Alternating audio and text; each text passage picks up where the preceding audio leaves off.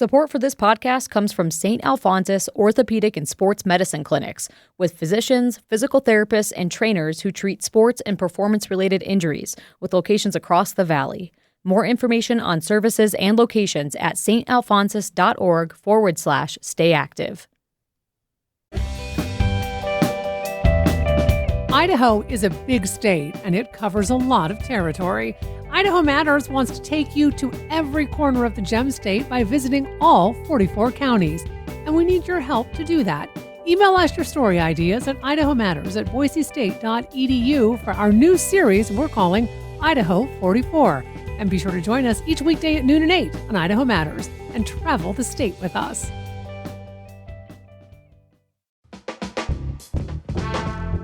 From Boise State Public Radio, this is The Connector. It's Idaho's Daily News. Good morning. I'm George Prentice.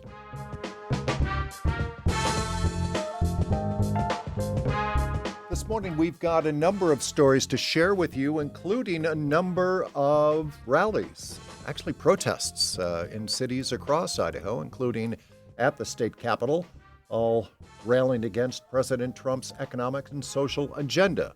We've got that plus a story from Zoo Boise, and also a story from the Boise Library. It is Monday, the 4th of August, and here come today's stories. Critics of President Trump's economic and social agendas turned out in force again this past weekend in hundreds of protests across the U.S.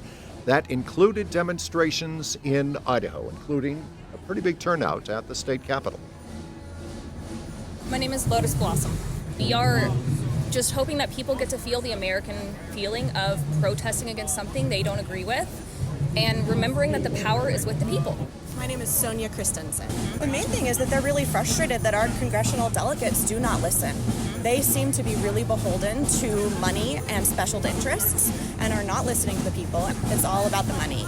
And that's not where the power actually is. The people have kind of stepped away from their power in so many ways, and we're seeing a huge push to bring it back. We have coalition with towns all across Idaho to help support them in creating these events. We so much respect and give so much thanks to our other groups in the state. That Idaho Coalition included Saturday demonstrations taking place in Coeur d'Alene, Idaho Falls, Ketchum, Lewiston, Clarkston, Moscow, Pullman, Nampa, and the town of Wallace. Events were organized by volunteers of the 50501 movement. The day was called Rage Against the Regime. Boise Public Library's downtown branch is gearing for a week-long closure. It will happen next month as a major renovation begins on the library's first floor. And James Dawson tells us all about it. Once completed, Boise Public Library Director Jessica Dorr says the downtown branch's first floor will be much more modern and inviting for visitors. In addition to the cosmetic upgrades, she says a lot of the infrastructure will be getting makeovers too. We're upgrading the electrical, the plumbing, the heating and cooling systems. We're adding a family restroom in our youth services area, and we're making changes so that we're compliant with the Americans with Disabilities Act.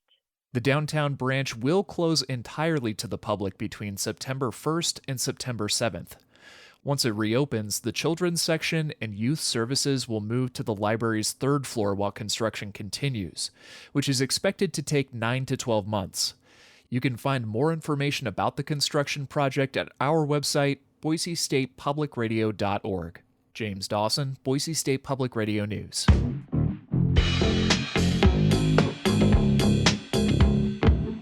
The issue of salary, specifically how much city council members and the mayor should be paid in the city of Ketchum, will be a topic of discussion later today. It was a pretty tense conversation the last time the council debated the issue on July 21st. The council agreed to try to take up the issue again today. Currently, Ketchum council members are paid just under $28,000 plus benefits. The mayor is paid just over $50,000. Any change to compensation for the next year has to occur at least 75 days before the next election, so this year's deadline would be August 21st. And today's Ketchum City Council meeting will get underway at 4 p.m. The Sierra Club, the Center for Biological Diversity, and a number of other environmental groups did not mince their words this past weekend when they were reacting to the news that Donald Trump's nominee to take over the U.S. Fish and Wildlife Service has been confirmed by Congress. Here's Caitlin Tan from our Mountain West News Bureau. Brian Nesvik spent 30 years with Wyoming's Game and Fish, most recently overseeing hot-button issues as director, like finalizing a state plan to reduce elk dependence on feed grounds, reimagining mule deer and pronghorn hunting after a brutal winter, and receiving global backlash from a Sublette County wolf torture incident. President Trump nominated Nesvik to lead the U.S. Fish and Wildlife Service in February, and the Senate confirmed him Friday. On this vote, the yeas are 54, the nays are 43. The nomination is confirmed. Senate confirmation is still waiting for more than 200 other Trump nominees. Over the years, politics have played into making the process more timely. In the 80s, it took about 2 months. Now the average is 6.5 months. I'm Caitlin Tan.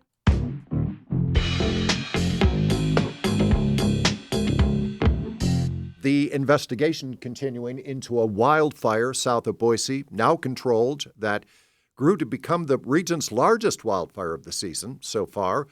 You may have heard that a unit from Mountain Home Air Force Base had detonated unexploded munitions at a large military training site late last week, but then high winds spread the flames, and by the weekend, the range fire had burned nearly 30,000 acres. BLM crews had multiple engines, overhead support, dozers, and water tenders on the scene. A spokesperson for Mountain Home Air Force Base says a review is ongoing.